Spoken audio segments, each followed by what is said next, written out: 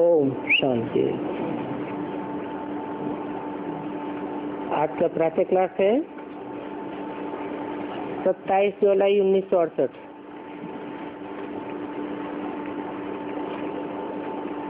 रूहानी बाप बैठ रूहानी बच्चों को समझाते हैं।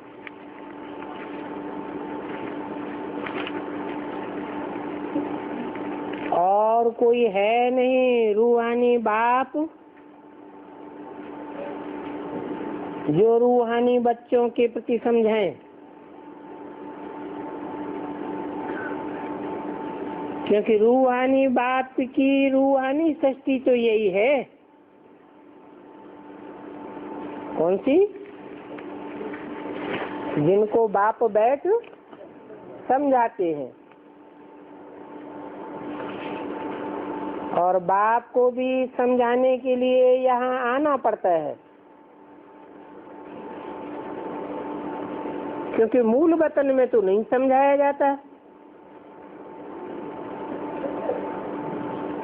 स्थूल वतन में ही समझाया जाता है।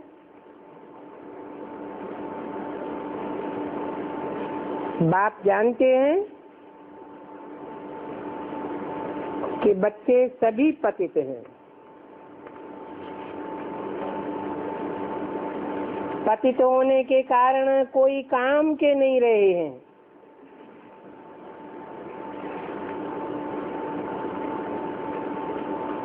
बच्चों के लिए इस दुनिया में दुख ही दुख है।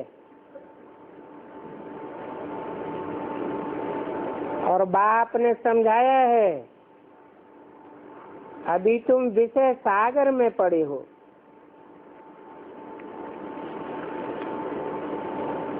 असल में तुम ही क्षीर सागर में थे।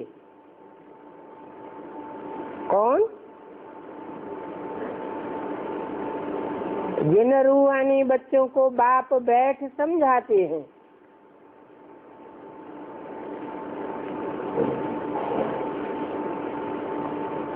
जो पहले पहले इस दुनिया में क्षीर सागर में थे।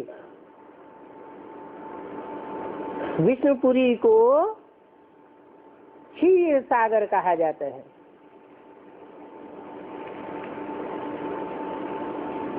जहाँ सभी क्षीर खंड होकर के रहते हैं। अभी हुआ सागर तो मिल नहीं सकता।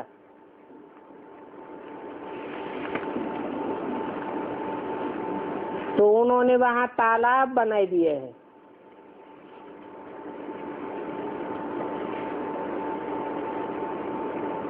परंतु असल में क्षीर सागर में तो दूध की नदियां बहती थी और गैया भी वहाँ की फर्स्ट क्लास नामी ग्रामी होती है। नामी ग्रामी कहाँ की तरफ इशारा किया? कहाँ नामी ग्रामी? शास्त्रों में उन गौओं के नाम गाए हुए हैं। कामधेनु गौ, कमला गौ। यहाँ तो मनुष्य गायों का दूध पीकर बीमार हो पड़ते हैं।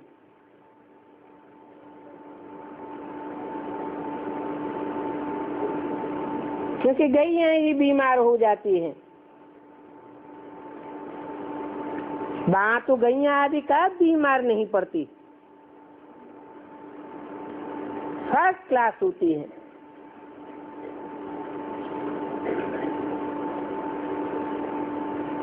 जानवर आदि भी बीमार नहीं पड़ते।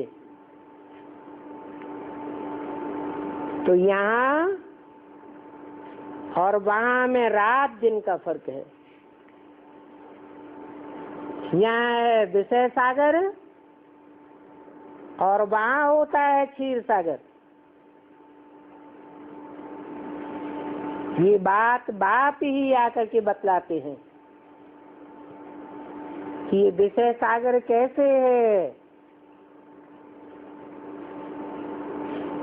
दुनिया में तो कोई इस बात को जानता ही नहीं है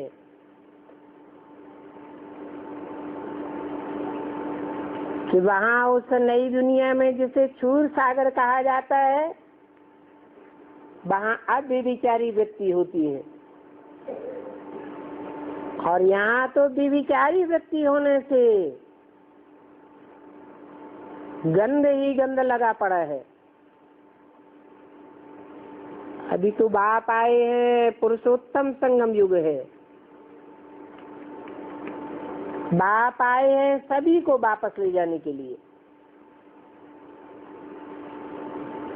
कोई पवित्र बने या न बने,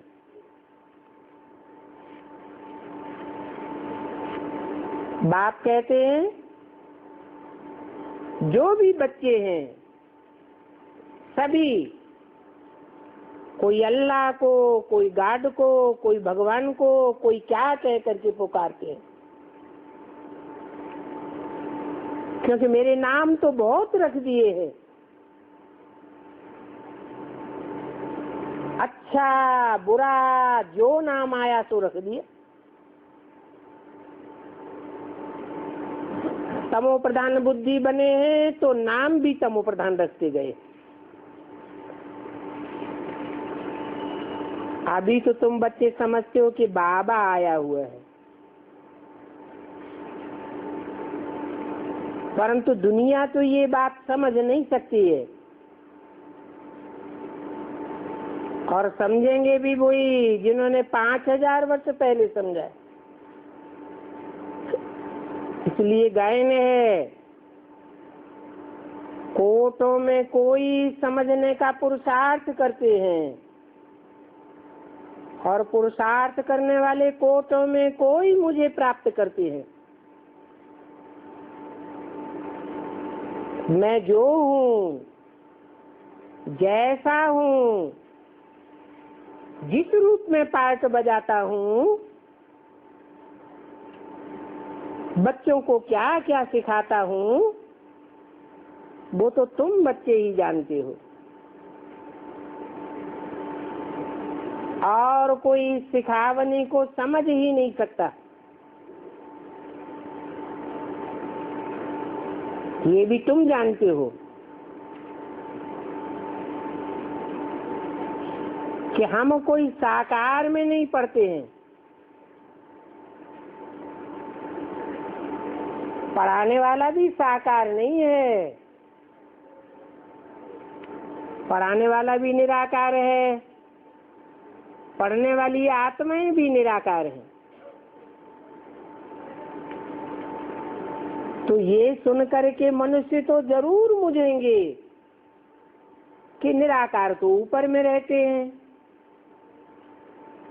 वो कैसे पढ़ावेंगे। तुम निराकार आत्माएं भी तो ऊपर में रहती हो ना।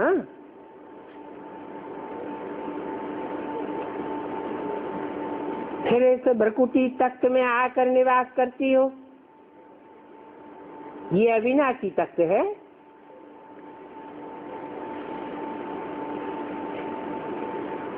आत्मा तो अकाल है,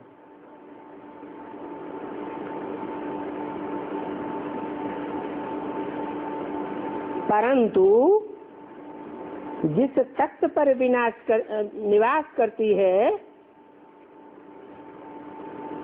वो तत्व तो विनाश हो जाता है। आत्मा को कब मृत्यु नहीं होती, शरीर मृत्यु को पाता है। और ये तुम्हारा चैतन्य तत्व है,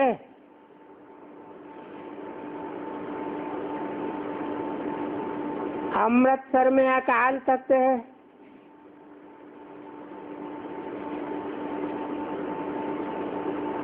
परंतु वो तत्व तो लकड़ी का है।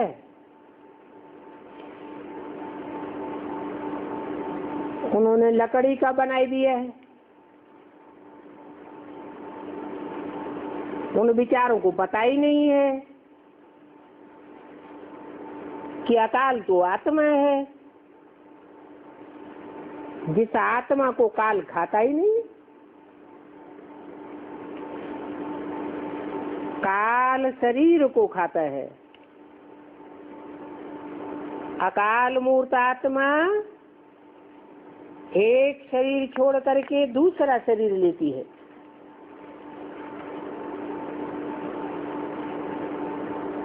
उन आत्मा को ये शरीर तो जरूर चाहिए, जैसे निराकार बाप को भी रथ जरूर चाहिए, और रथ भी मनुष्य का चाहिए। क्यों? आत्मा तो सभी जीव जंतु हैं, वो सभी आत्माओं का बाप है। फिर मनुष्य का ही शरीर क्यों चाहिए? कोई कारण? क्योंकि मनुष्य का नाम ही है मनु की औलाद, मनन चिंतन मंथन करने वालों की औलाद। और भगवान तो आकर के ज्ञान ही सुनावेंगे। जानवर तो ज्ञान का मनन चिंतन मंथन नहीं करेंगे, मनुष्य ही मंथन करते हैं। बाप भी ज्ञान का सागर है, बच्चों को भी ज्ञान का सागर बनाते हैं।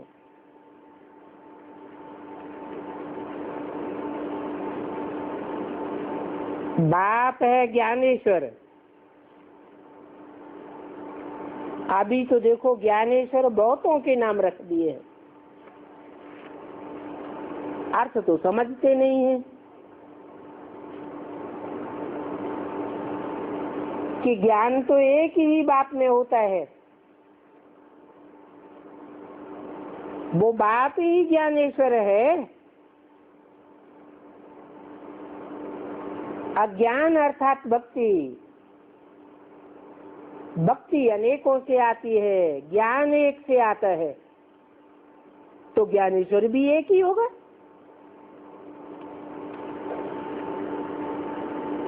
तो वो अनेकों के नाम ज्ञानेश्वर रख देते हैं, अपन को ईश्वर समझ लेते हैं। सुनाते हैं भक्ति के शास्त्रों की बात, कोई नई बात तो सुनाते नहीं है। बाप आते हैं तो नई नई बातें सुना करके नई दुनिया की स्थापना करते हैं। वो तो पुरानी पुरानी शास्त्रों की बातें ही सुनाते रहते हैं। पुरानी बातें सुना सुना करके दुनिया पुरानी होती जाती है। नाम रख लेते हैं ज्ञानेश्वर, ज्ञान देने वाला ईश्वर। अब ज्ञान देने वाला तो ज्ञान का सागर चाहिए ना, उनको ही गॉड फादर कहा जाता है। मनुष्यों ने तो बहुत नाम रख दिए हैं, तो अनेक अनेक नाम रखने से बहुत मुझ पड़े हैं।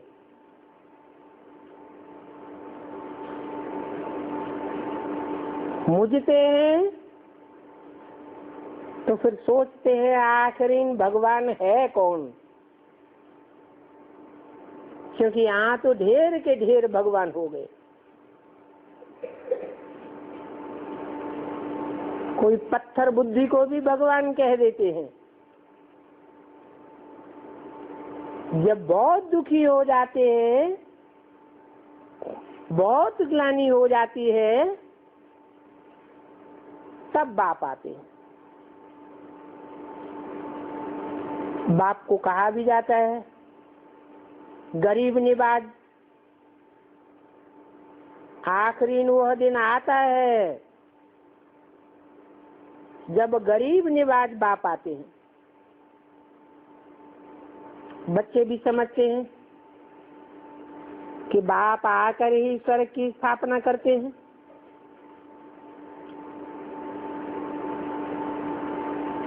ऐसे तो नहीं कि आते हैं, ज्ञान सुनाकर चले जाते हैं, फिर अपने आप स्वर्ग की स्थापना होती रहती है? नहीं, वहां नई दुनिया में तो अथाह धन होता है, इतना अतिचार धन होता है कि वहां कब पैसे गिनने की भी दरकार नहीं पड़ती। यहाँ तो कितना हिसाब किताब बैठ निकालते हैं, हिसाब निकालते हैं, इतना अरब इतना खरब खर्चा हुआ। वहाँ तो ये नाम निशान ही नहीं होता अरब खरब, कितना अतिचार धन रहता है। अभी तुम बच्चों को मालूम पड़ा है कि बाबा आया हुआ है हमको अपने घर ले जाने के लिए, क्योंकि बच्चों को अपना घर भूल गया है, अपना घर भूल गया है। तो कहाँ रहते हैं?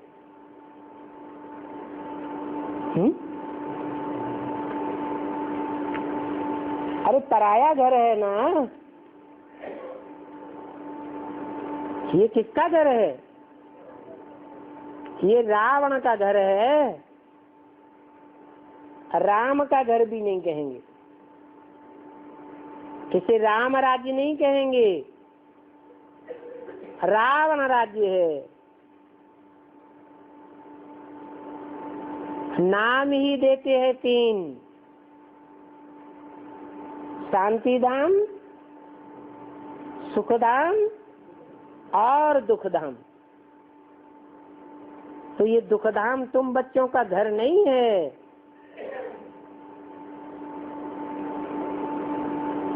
आत्मा शांत स्वरूप है, सुख स्वरूप है। तो सुखधाम और शांति धाम ही बच्चों का अपना घर है। कौन से बच्चों का? जिन रूहानी बच्चों को रूहानी बाप बैठ पढ़ाते हैं, बाकी तो भक्ति मार्ग के धक्के खाते रहते हैं। भक्ति मार्ग के धक्के, भक्ति माना भागती रहती है बुद्धि, यहाँ भगवान वहाँ भगवान, मंदिरों में भगवान, टिकानों में भगवान, तीर्थों में भगवान, मस्जिद, गिरजाघर, कहाँ कहाँ भगवान को ढूंढते हैं। तो धक्का खाना हुआ ना। ये भक्ति है धक्का खाने की रात। भक्ति मार्ग में भगवान को ढूंढते ही रहते हैं। अभी क्या कहेंगे? भक्ति मार्ग है या ज्ञान मार्ग है? हैं? तो ढूंढना बंद हो गया होगा। फिर और पार्टियों में धक्के खाते रहते हैं। उनको क्या कहेंगे? हैं? उनको ज्ञानी नहीं कहेंगे, क्या कहेंगे? उनको भी अज्ञानी कहेंगे।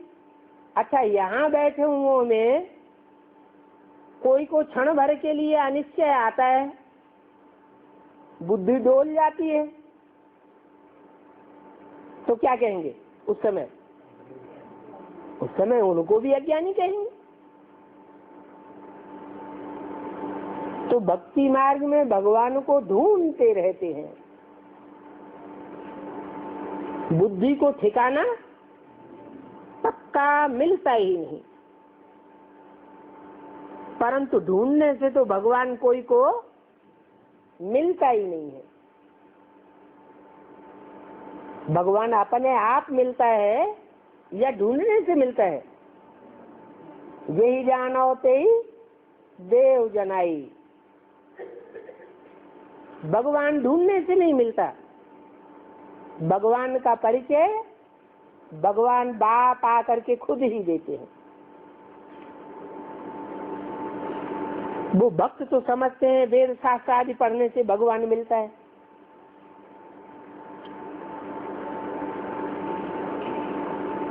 ये भी कहाँ की बात? कैसे?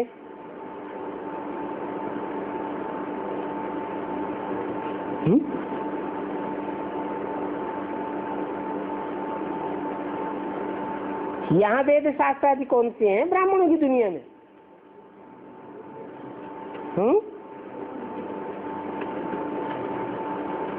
यहाँ के असली वेद हैं ब्रह्मा के मुख से जो वाणी निकली है वो ही वेद है, वो ही असली जानकारी है। जिसके लिए मुरली में बोला है एक एक मुरली को 5-6 बार पढ़नी चाहिए, तब बुद्धि में बैठेगी। बार बार पढ़ेंगे तो कुछ न कुछ मनन चिंतन मंथन चलेगा। मंथन करने से कुछ न कुछ नई बात निकलेगी।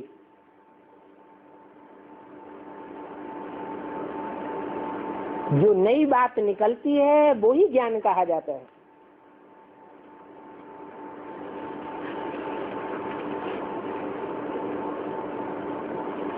बाकी उन शास्त्रों आदि के पढ़ने से कोई भगवान नहीं मिलता है। अभी भगवान आया हुआ है,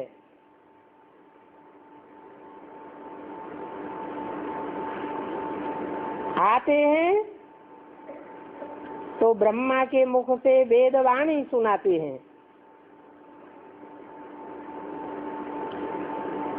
परंतु आज जैसे भक्ति मार्ग में वेदवाणी वेद की ऋचाओं का अर्थ कोई भी नहीं जानते।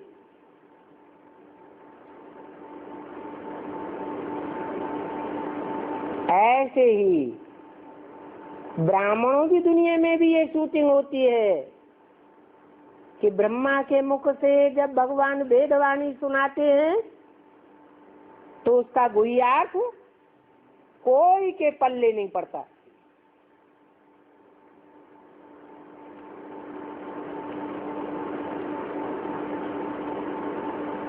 अभी तुम बच्चे तो जानते हो कि भगवान आया हुआ है,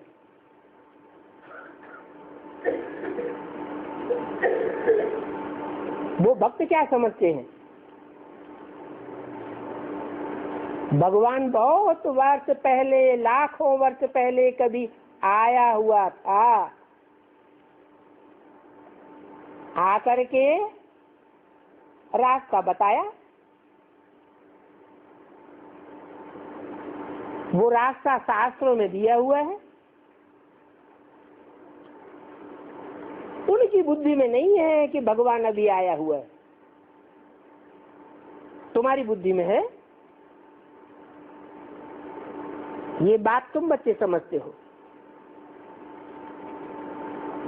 और निश्चय भी है, फिर ऐसे भी नहीं है कि सभी को पक्का निश्चय है, अटल अडोल निश्चय है। कोई न कोई समय माया बुलाई देती है तो अनिश्चय पैदा हो जाता है। तब बाप कहते हैं आश्चर्यवत मेरे को देखंती, सुनंती औरों को सुनावंती, अहो माया तुम कितनी जबरदस्त हो जो फिर भी भागंती कराए देती हो। ज्ञानी बनते बनते भक्त बनाए देती हो। तो देखो यहाँ भी भागंती तो ढेर हो जाते हैं। भागंती होते हैं तो जैसे कि फार कति देवंती, तो जो फार कति दे जाते हैं वो कहाँ जाके जन्म लेंगे? है? क्या शूटिंग होती है? अरे कुछ शूटिंग होती होगी, रिहर्सल होती होगी।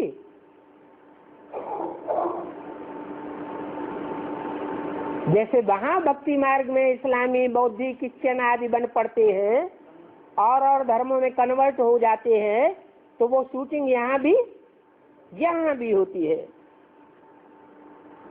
वहाँ जाकर के जन्म लेते रहेंगे, बहुत हल्का जन्म पाए लेंगे, हल्के धर्म में चले जाएंगे, क्योंकि इम्तिहान में नापास हो पड़ते हैं ना।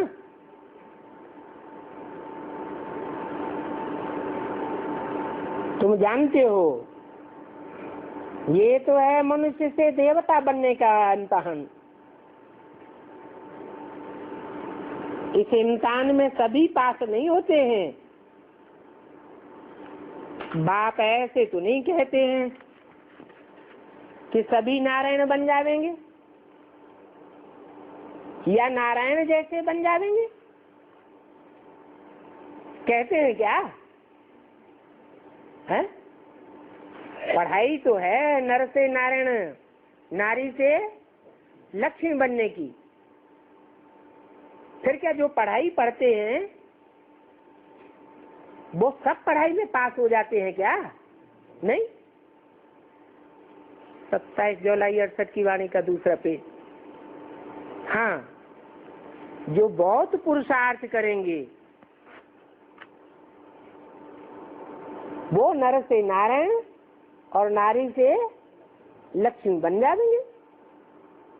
बाप तो समझ जाते हैं कौन पुरुषार्थी हैं, जो औरों को भी मनुष्य से देवता बनने का पुरुषार्थ कराते हैं। नहीं तो बहुत ऐसे हैं खुद भी धम चक्कर मचाते हैं और औरों को भी धम चक्कर में लिप्त कराए देते हैं। अर्थात उनको बाप की पहचान नहीं है। बाप की पहचान हो तो खुद भी देवता बने, औरों को भी बना दे। आजकल अपोजिशन में आते हैं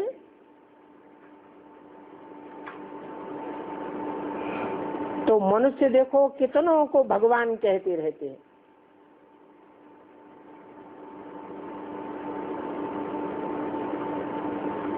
तुम भगवान को पहचान की हो तो तुमको अबलाएं समझते हैं, ये तो अबला बुद्धि है, इनकी बुद्धि में उतना बल नहीं है, इसलिए अंधश्रद्धा को पकड़ लेते हैं। अभी उन्हों को कैसे समझाया जाए कि भगवान आया हुआ है। अगर सीधा किसी को कहो कि भगवान आया हुआ है तो मानेंगे ही नहीं। इसलिए समझाने की भी युक्ति चाहिए।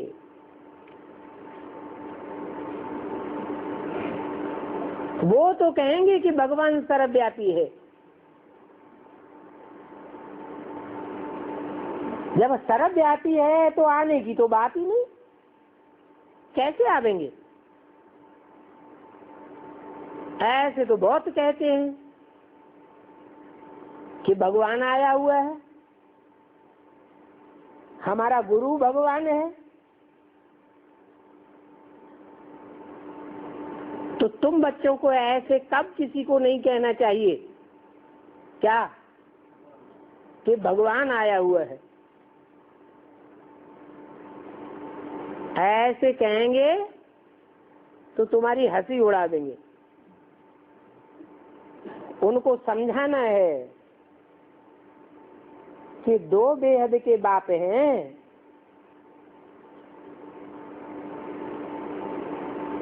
दो बातें हैं, एक है शरीर और दूसरा है शरीर में रहने वाली आत्मा। आत्माएं भी अनेक हैं और शरीर को धारण करने वाली आत्माएं जब अनेक हैं तो शरीर भी अनेक हैं। मनुष्य शरीरों का बाप मनुष्य सृष्टि के आदि में एक है और एक ही गाया जाता है सब धर्मों में। हिंदुओं में कहते हैं आदिदेव, जैनियों में कहते हैं आदिनाथ, मुसलमानों में कहते हैं आदम, क्रिश्चियंस में कहते हैं एडम। एक ही बाप है सारी मनुष्य सृष्टि का। तो एक है मनुष्य सृष्टि का बेहद का बाप और दूसरा है आत्माओं का बाप, खास मनुष्य आत्माओं का बाप, जिन मनुष्यों को आकर के आत्माओं का बाप समझाते हैं उसको कहते हैं पारलौकिक बाप। इस लोक का बाप नहीं है, फिर भी बेहद का बाप है। हद की आत्माओं का बाप नहीं है। तो ये बात अच्छी रीति समझानी है। एक है मनुष्यों का बाप और दूसरा है बेहद का पारलौकिक बाप।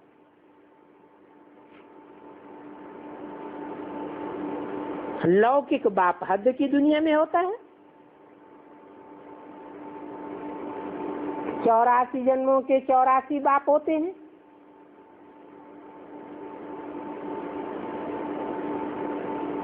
वो तो अनेक हो गए, परंतु हद की दुनिया में भी जो बेहद का बाप है, मनुष्य सृष्टि के आदि काल का बाप, वो एक ही बेहद का बाप है। तो अच्छी रीति परिचय देना चाहिए कि वो आत्माओं का बाप जो सोल वर्ल्ड से आता है, आत्मिक लोक से आता है, वो मनुष्य सृष्टि के बाप में प्रवेश करता है। वो मनुष्य सृष्टि का बाप कौन है? कैसा है? कहाँ पार्ट बजाता है? कैसे पार्ट बजाता है? अच्छी रीति समझाना चाहिए, जो समझ जावे कि ये तो ठीक बात कहते हैं। बेहद के बाप से कैसे वर्षा मिलता है ये दुनिया में कोई नहीं जानते।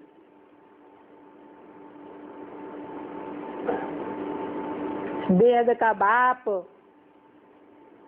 बेहद की विश्व की बात चाहिए देंगे ना, और वर्षा देता ही है बाप। बाप के सिवाय और कोई वर्षा नहीं देता है। ऐसे नहीं कि माँ वर्षा देती है।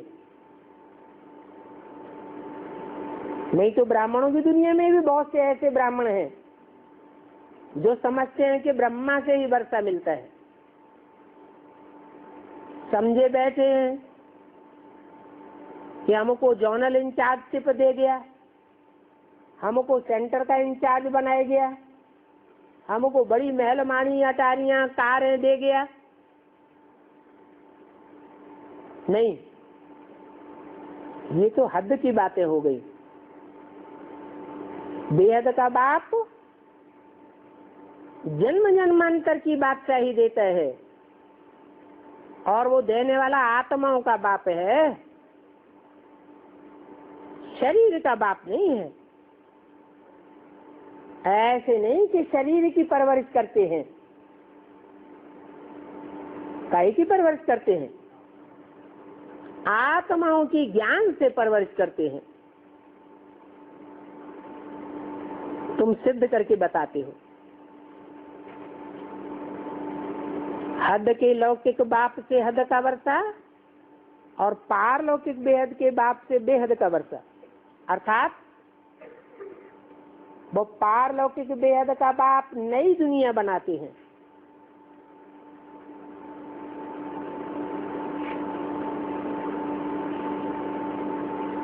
धर्म पिताओं को भी हद का बाप कहेंगे।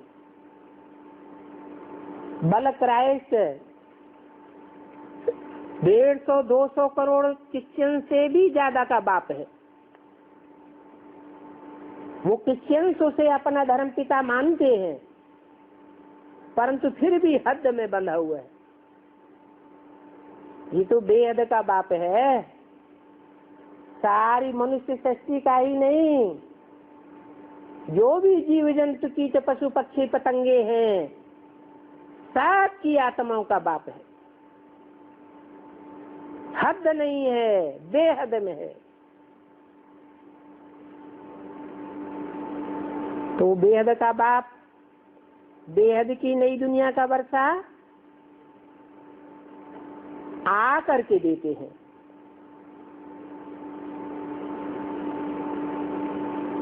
ऐसे नहीं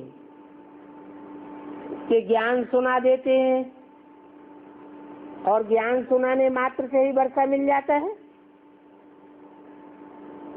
नहीं, बाप आकर के नई सृष्टि रचते हैं।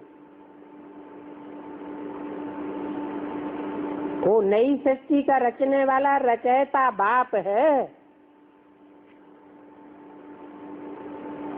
बाकी तुम सिर्फ कहेंगे कि भगवान आया हुआ है, तो ऐसे कभी नहीं मानेंगे। ऐसे कहने से दुनिया भर की नुक्ताचीनी निकालेंगे, तुम्हारी बात सुनेंगे ही नहीं। तो ये अच्छी रीति समझाना है कि हर एक को दो बाप हैं। एक होता है हद का बाप, जो 84 के चक्र में हर एक को मिलता रहता है हर जन्म में, और एक होता है बेहद का बाप। बेहद के बाप भी दो हैं। एक मनुष्य सृष्टि के आदि काल में सारी मनुष्य सृष्टि का बाप, और एक है हर मनुष्य आत्मा का बाप। आत्माओं का बाप मनुष्य सृष्टि के बाप में प्रवेश करके नई दुनिया की रचना रचते हैं, तब रचयिता बाप कहा जाता है।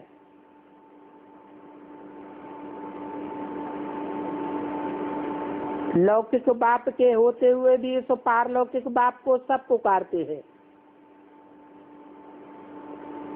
सत्युग त्रेता में तो उस बाप को कोई जानते ही नहीं है, न जानते हैं न याद करते हैं। द्वापर कलियुग में याद तो करते हैं लेकिन जानते नहीं हैं। भक्ति मार्ग में सिर्फ याद करते हैं। तो देखो, सुख की दुनिया में सतयुग में कोई याद भी नहीं करते, दुख की दुनिया में याद करते हैं। तो उस पारलौकिक बाप को ही कहा जाता है दुख हरता, सुख करता। जरूर दुख से लिबरेट करके गाइड बन करके ले जाते हैं अपने स्वीट होम में। उस होम को कहेंगे स्वीट साइलेंस होम। परंतु वहां हम कैसे जाएंगे ये भी कोई नहीं जानते। कैसे जाएंगे है नहीं मालूम। अरे अपन को आत्मा समझेंगे, आत्मिक स्थिति धारण करेंगे तो स्वीट साइलेंस की अनुभूति करेंगे। लगातार आत्म की स्थिति में रहेंगे तो लगातार स्वीट साइलेंस ओम में रहेंगे। दुनिया में तो न कोई रचयिता को जानते हैं, न रचना के आदि मध्यंत को जानते हैं। तुम जानते हो कि हमारा बाबा अपने निर्वाण धाम में ले जाने के लिए आया हुआ है।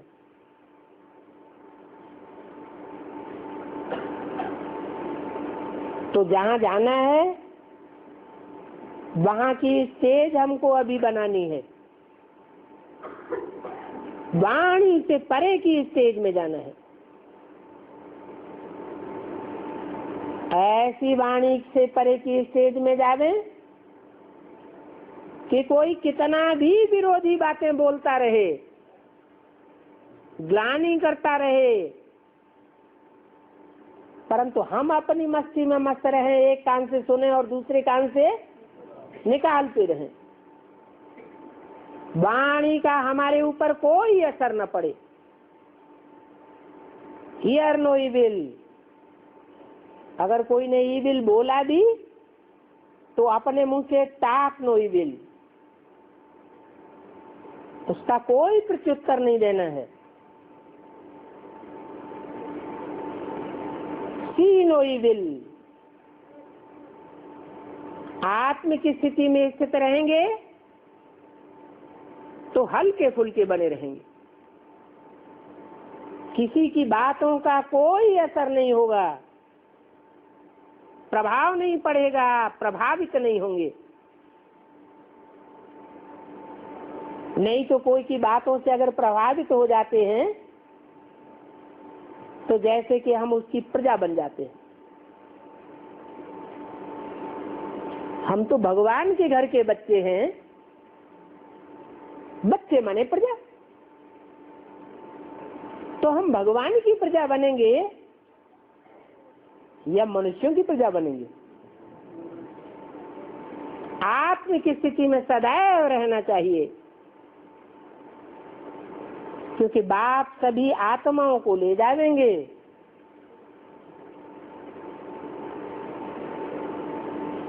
जिनकी बुद्धि देह में धरी हुई होगी उनको बाप नहीं ले जाएंगे। ले जाएंगे कैसे ले जाएंगे? हैं? जिनकी बुद्धि देह में धरी रह जाएगी वो धर्मराज की सजाएं खा करके जबरियन जावेंगे।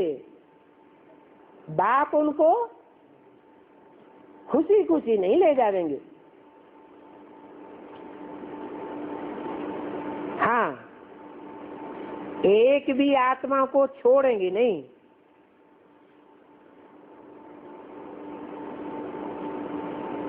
कोई नहीं जावेंगे तो मारपीट करके भी ले जावेंगे। जैसे कोई अड़ियल बच्चे होते हैं, सारा दिन खेलते रहते हैं, मेले मलाखने में चले जाते हैं, घर जाते ही नहीं, तो बाप क्या करता है? जबरदस्ती पकड़ के कान घसीट के ले जाता है।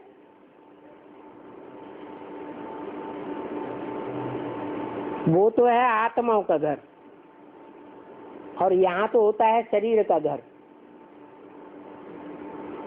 तो शरीर का बाप शरीर को ले जाते हैं और आत्माओं का बाप आत्माओं को ले जाते हैं। तो पहले पहले सभी को बाप का परिचय देना चाहिए कि वो निराकार बाप है। कैसे परिचय देंगे कि बिल्ली है, निराकारी धाम परम धाम का रहने वाला है, ये परिचय हो गया है? नहीं, वो निराकारी बाप जो सदैव निराकारी स्टेज में रहने वाला है, वो इस सृष्टि पर जब कोई मुकर्रर रथ में आता है तो वो मुकर्रर रथधारी आत्मा मनुष्य सृष्टि का बाप है। जिसमें आ करके उसको भी वो निराकारी स्टेज वाला बनाता है।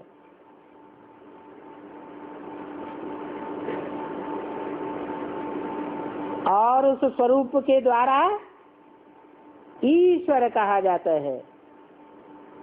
ईश माने शासन करता, वर माने श्रेष्ठ।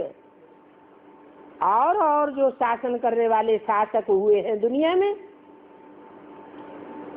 वो सब जोर जबरदस्ती का शासन करते हैं, जबरियन कंट्रोल करते हैं, बेवकूफ बना करके कंट्रोल करते हैं। ये बेहद का बाप ऐसा काम नहीं करते। उनको कहा ही जाता है भगवान परमपिता परमात्मा।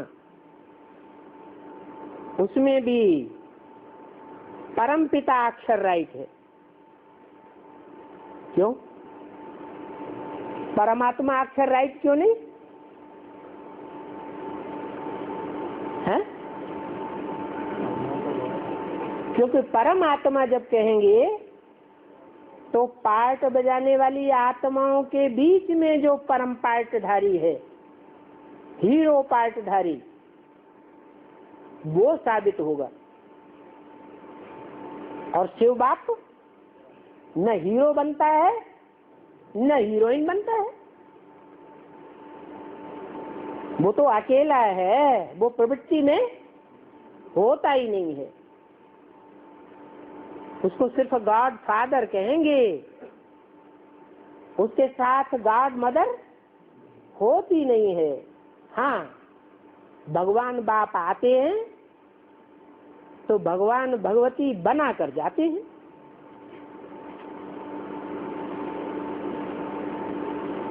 तो ये परम पिता अक्षर राइट भी है और मीठा भी है। जरूर कहेंगे कि भगवान ईश्वर प्रभु कहने से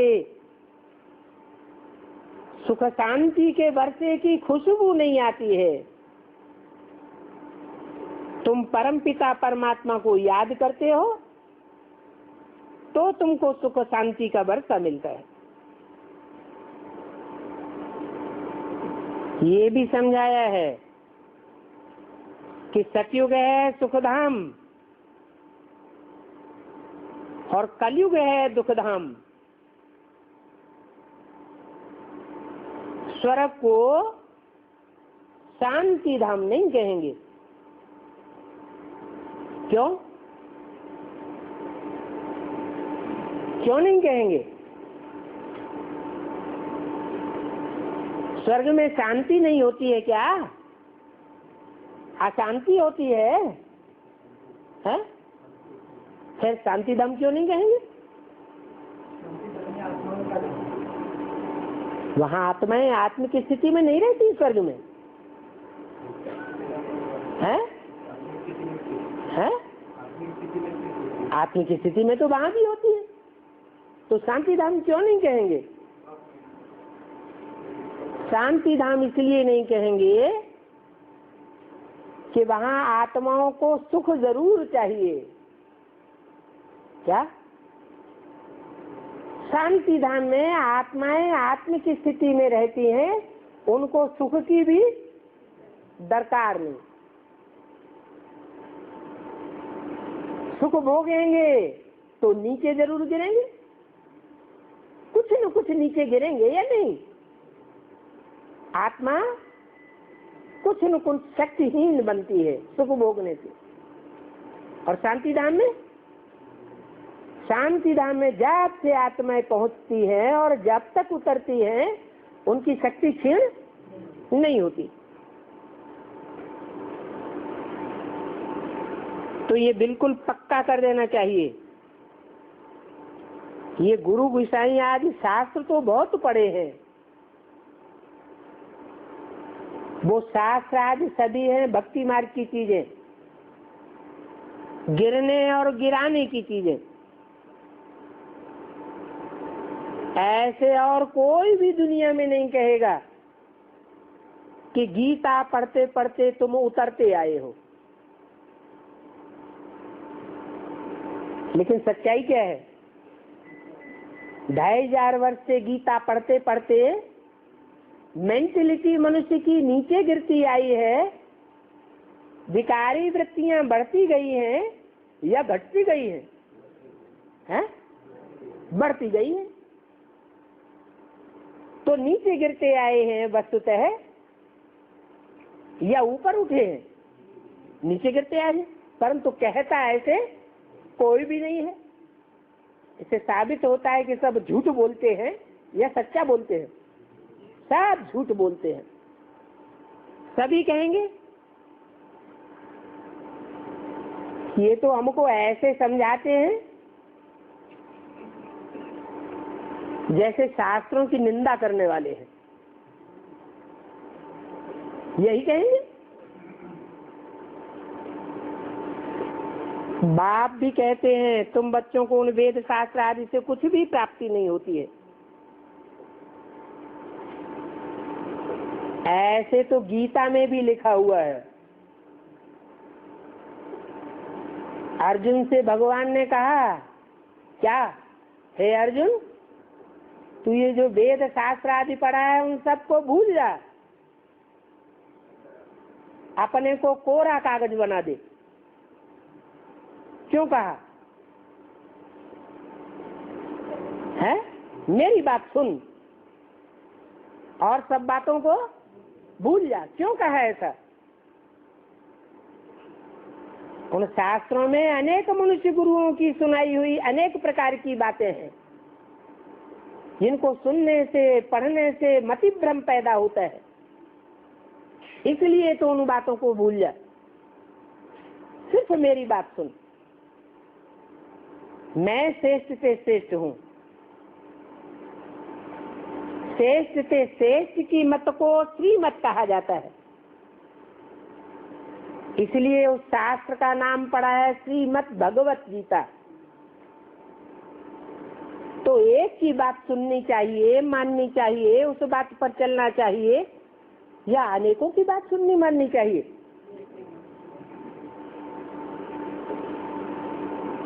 भगवान कहते हैं मैं वेद शास्त्र आदि पढ़ने से किसी को नहीं मिलता हूँ। मुझे यहाँ बुलाते ही हैं कि आकर के पतित दुनिया से पावन दुनिया बनाओ। ये काम मेरे सिवाय और कोई नहीं कर सकता। इब्राहिम हो, बुद्ध हो, क्राइस्ट हो, गुरु नानक हो, कोई भी बड़े से बड़े धर्म पिताएं क्यों न हो, महान से महान पाटधारी इस दुनिया के क्यों न रहे हो, कोई भी पुरानी दुनिया को नई दुनिया नहीं बना पाते, नरक को स्वर्ग नहीं बना पाते। ये भगवान की पहचान है कि वो नरक को भी आकर स्वर्ग बनाता है। इसलिए ये साबित होता है कि चतुर्युगी में भगवान एक ही बार आता है, कलयुगी पतित दुनिया को सतयुगी पावन दुनिया बनाने के लिए। हर युग में नहीं आता है, हर युग में ये दुनिया पुरानी नहीं होती है। पतित तमो प्रधान दुनिया चौथे युग में होती है। मुझे बुलाते ही हैं नरक में कि आकर के स्वर्ग का मालिक बनाओ। स्वर्ग के मालिक ये लक्ष्मी नारायण थे ना, ऐसा मालिक बनाया था जिन स्वर्ग के मालिक की दुनिया में कहीं भी कोई ग्लानि नहीं है।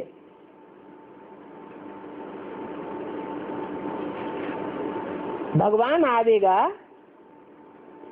तो फ्लॉलेस बनावेगा या कोई न कोई कमजोरी रह जाएगी है?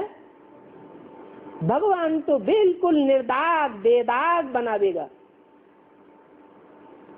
शास्त्रों में भी सब देवताओं की ग्लानि है, राक्षसों की, मनुष्यों की, सब की ग्लानि है, लेकिन लक्ष्मी नारायण की कोई ग्लानि नहीं है। परंतु इन बातों को कोई समझते नहीं है। पत्थर बुद्धि है ना। भगवान को पत्थर वे कहते हैं और खुद ही पत्थर बुद्धि बन जाते हैं। स्कूल में कोई बच्चे नहीं पढ़ते हैं तो कहते हैं ना तुम तो पत्थर बुद्धि हो। सत्युग में ऐसे भी नहीं कहेंगे। क्या कैसे नहीं कहेंगे? सत्युग में बच्चों को कोई ऐसे नहीं कहेंगे कि तुम पत्थर बुद्धि हो। क्यों नहीं कहेंगे? हैं? क्योंकि वहाँ सब आत्मिक स्थिति में स्थित होने वाले होते हैं, कोई पत्थर बुद्धि नहीं होते हैं। ये सभी बातें बाप बैठ समझाते हैं। वो ही पारस बुद्धि बनाने वाला है। परम पिता परमात्मा बेहद का बाप है। लौकिक बाप से तो जन्म जन्मांतर पत्थर बुद्धि ही बनते आए, क्योंकि उनसे वर्षा ही पत्थर बुद्धि बनने का मिलता है। इस समय बनती है तुम्हारी पारस बुद्धि। क्यों? इस समय तुम्हारी पारस बुद्धि क्यों बनती है? वहां जन्म जन्मांतर पत्थर बुद्धि क्यों बनते आए? क्योंकि वहां होता है लौकिक बाप का साथ और यहाँ होता है पारलौकिक बाप का साथ। तो जैसा संग वैसा बुद्धि को रंग भी लगता है।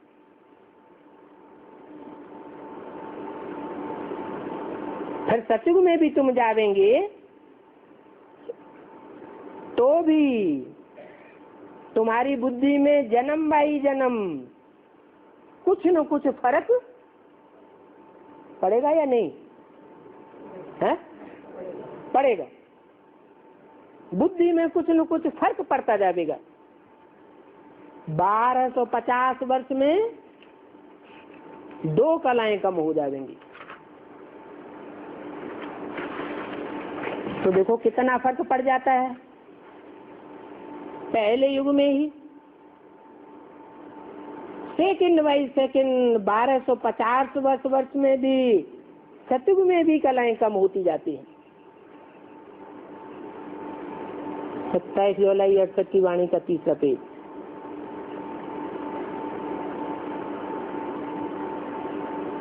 एकदम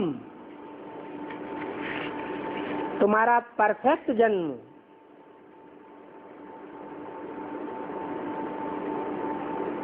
ये है पुरुषोत्तम संगम युगी जन्म।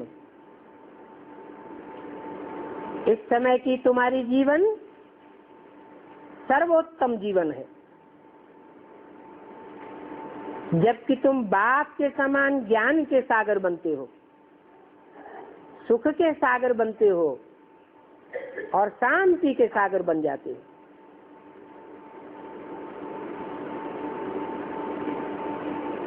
सभी प्रकार का वर्षा बाप से तुम बेहद का अभी लेते हो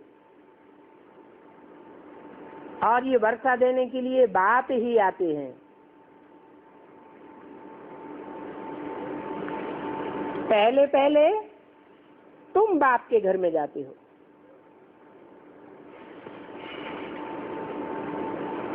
और तुम ही पहले पहले सुखदान में आते हो। तुम्हारे पूरे 84 जन्म होते हैं और धर्म में कन्वर्ट होने वाले न पहले परमधाम में जाते हैं, बाप के घर में जाते हैं, न सुखधाम में आते हैं और न पूरा पूरा वर्षा लेते हैं। अच्छा, ओम शांति।